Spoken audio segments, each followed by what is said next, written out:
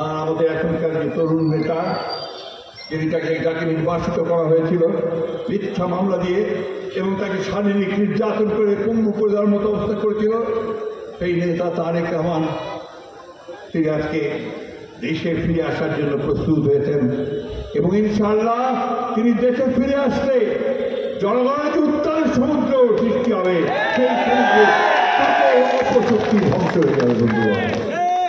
বন্ধুগণ, আমি বক্তব্য দীর্ঘ করবো না, আমি শুধু বলতে চাই জাতির সামনে সুযোগ সব সময় আসে না।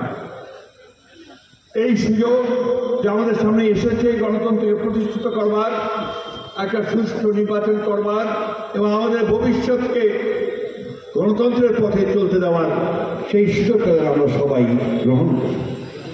বিএনপি হচ্ছে পরীক্ষিত একটি দল, জন্মই হয়েছে সংস্কারের মধ্য দিয়ে, গণতন্ত্রের মধ্যে।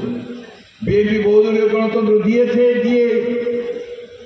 রাজনীতি শুরু করেছে।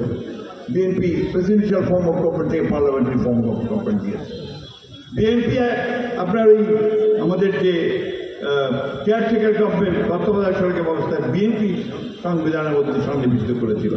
চারবার সেটার অধীনে নির্বাচন হয়েছে, সুষ্ঠু অবাধ নির্বাচন হয়েছে। ওই দল দুটো পড়ে গেছে যে ওরা করবে না যদি ওদের পিয়ার না হয়। আমরা কিন্তু সেই কথা বলিনি, আমরা বলেছি যে আমরা অবশ্যই সনদে স্বাক্ষর করব যদি আমাদের যে কথাগুলো আমরা বলেছি সেগুলোকে যদি লিপিবদ্ধ করা হয় এবং যেগুলো তারা আপনার কনসেন্ট দেয়নি, নোটিফিকেশন দিয়েছি, সেগুলো যদি লিপিবদ্ধ করা হয় এবং আমরা গণভোট মেনে নিয়েছি যে নির্বাচনের দিনেই গণভোট হবে। সুতরাং আমরা এখন পর্যন্ত অত্যন্ত ইতিবাচক ভূমিকা পালন করেছি। আপনার আগামী দিনই আপনারা জানতে পারবেন যে বিএনপি স্বাক্ষর করবে কিনা। এত অস্থির হয় না, একটু অপেক্ষা করেন, একটু টেনশন থাকা ভালো, তাই না? যাই হোক, আপনারা অনুগ্রহ করে আমাদের শেষ কথা, আপনাদের এখানে আমাদের কাছে অনুরোধ যে আপনারা হিন্দু মুসলমান হয়েছে জোট নাকি বেঁধেছে জোট, ধানের শীষে দিবে ভোট।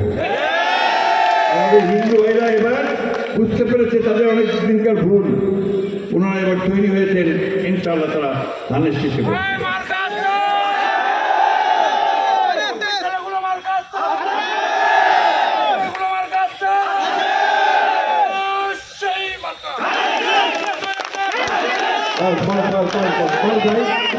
ওই গেলে তখন আরো বেশি করে দিন।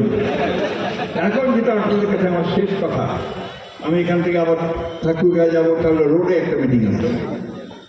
আজকে সকাল থেকে বেরিয়েছি, আপনার আউলিয়াপুরে গেছিলাম, সেখানে আমার মা বোনেরা তারা বললেন এই সরকারের আমরা আমাদের যে অত্যাচার হয়েছে তার বর্ণনা দিই।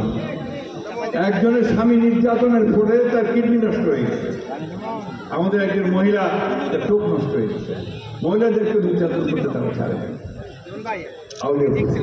এরপরে গিয়েছিলাম গতকাল হঠাৎ করে আমাদের এই আপনার জগন্নাথপুর অর্থাৎ কোচামারিতে যুবদলের এক নেতা হঠাৎ করে মারা গেছে, জাহাঙ্গীর। হিন্দু মুসলিম বেঁধেছে জোট, হিন্দু মুসলমান এক হও, হিন্দু মুসলমান এক হও। আসসালামু আলাইকুম।